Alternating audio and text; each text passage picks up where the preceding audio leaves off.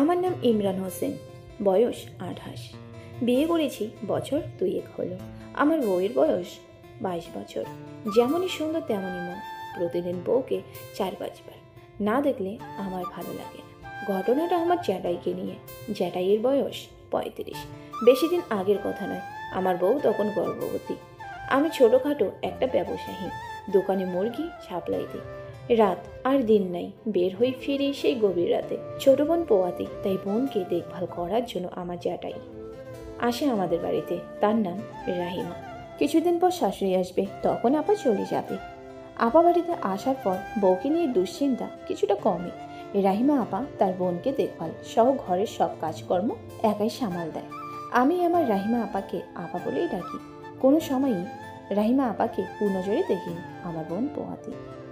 মানুষ তাই সকাল সকাল রাতে খাবার খেয়ে ঘুমিয়ে পড়ে। রাহিমা আপা আমি না আসা অবধি জেগে থাকে। আমি খাওয়ার পরে আপা সব কিছু গোছগাছ করে আমার বউয়ের সাথে শুয়ে যায়। আমি পাশের রুমে একা থাকি। একদিন রাতে খাবার খেয়ে বিছানায় ঘুমোতে গেলাম। ঘণ্টাখানিক বিছানায় এপাশ ওপাশ করার পরও কিছুতেই ঘুম আসছিল না। ঘুম আসবে কি করে? বিবাহিত মানুষ, প্রায় 1.5 মাস হলো বউকে কাছে পাই না। মনটা বারবার কেমন জানি করছিল। নিজেকে সামলাতে পারছিলাম না কিছুদিন। তাই ভাবলাম রাহিমা আপা হয়তো এতক্ষণই ঘুমিয়ে গেছে, যাই বউকে একটু দেখে আসি। আমি জানি আমার বউ সবসময় খাটের বাম পাশে ঘুমায়, তাই রুম অন্ধকার হলেও বউকে দেখতে কোনো সমস্যা হবে না। রুমে ঢুকে দেখি বউ কাত হয়ে শুয়ে আছে। আমি ধীরে ধীরে খাটের উপর গিয়ে আপা যাতে টেন না পায় একেবারে নিঃশব্দভাবে বউয়ের পিছনে কাত হয়ে শুয়ে। একটু সময় বউ নাড়াচাড়া করছিল। আমি ফিস ফিস করে বউয়ের কানে বললাম, নাড়াচাড়া করো না, রাহিমা আপা জেগে যাবে।